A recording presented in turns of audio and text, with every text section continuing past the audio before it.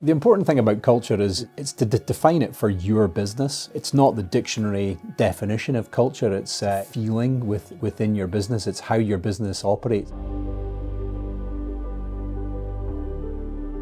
I love showing up knowing that there's a team here of people to collaborate with to work towards something bigger and greater. It's nice to come here knowing that we're all working towards the same goal. Every business has a culture, whether you have formulated it and recognised it or not. Culture gives you a certain framework to work within. It determines how an organisation behaves by recognising values and then agreeing on some core values within your business.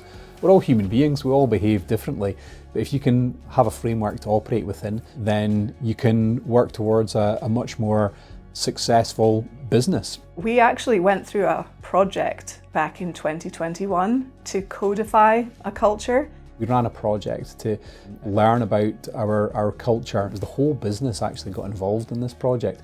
We started with a kind of reverse brainstorm. We discussed poor cultures and negative cultures within the business and then worked out what the antidotes were to them. So we came up with supportive, committed and authentic.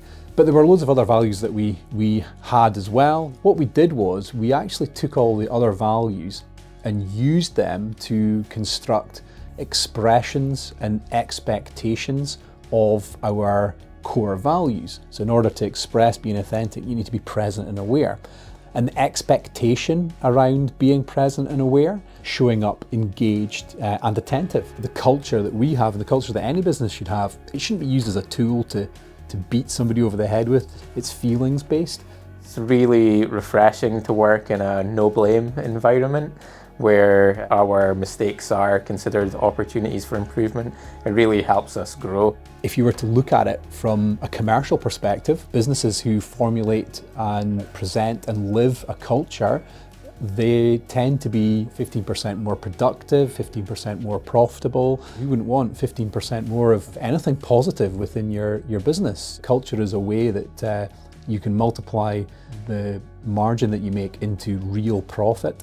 We often speak about profit, but we don't realise that profit doesn't just mean making money. Profit can be cultural profit. You know, if you're maybe subcontracting or contracting, you want to work with businesses that have a culture where it's a good culture to work with.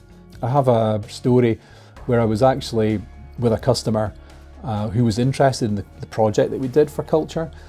And I talked my customer through how we did it. And when I told him about the core values of supportive, committed and authentic, he was quite taken aback and said, you know, why did you spend so much time to work that out? I could have told you that just dealing with you as a business.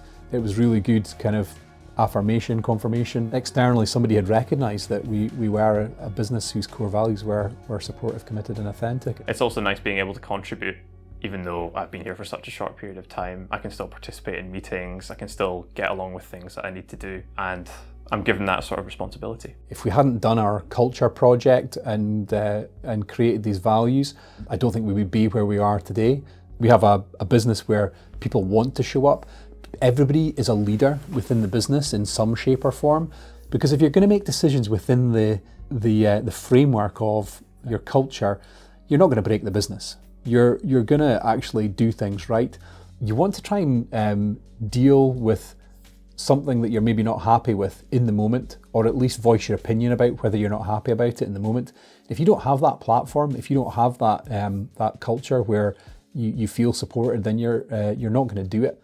And there are situations where team members who've maybe had a disagreement have actually used the spirit of the culture and the values to actually discuss things in a fact-based way so that they can resolve either differences or understand each other better. That's fine just to have that written down, but it is actually the experience I have of showing up to work every day, wanting to be here, knowing that we have a very supportive team who have each other's backs. How do you make sure it happens? Well, there is an element of trust. It's not just about putting those 3 words on a wall and saying that's our culture. It's about being and living the culture. We do a lot of work with a business coach. He works with many businesses, and some will go through the motions of the coaching session and work out what's right for their business, but never commit to it. And I think that's where we've really benefited from our culture is we have lived the committed part of our core values and committed to creating projects and moving things forward in every way, shape or form. Make sure that the people at the top live it and breathe it. Make sure it's from the heart, and also speak about it. Speak about it with people.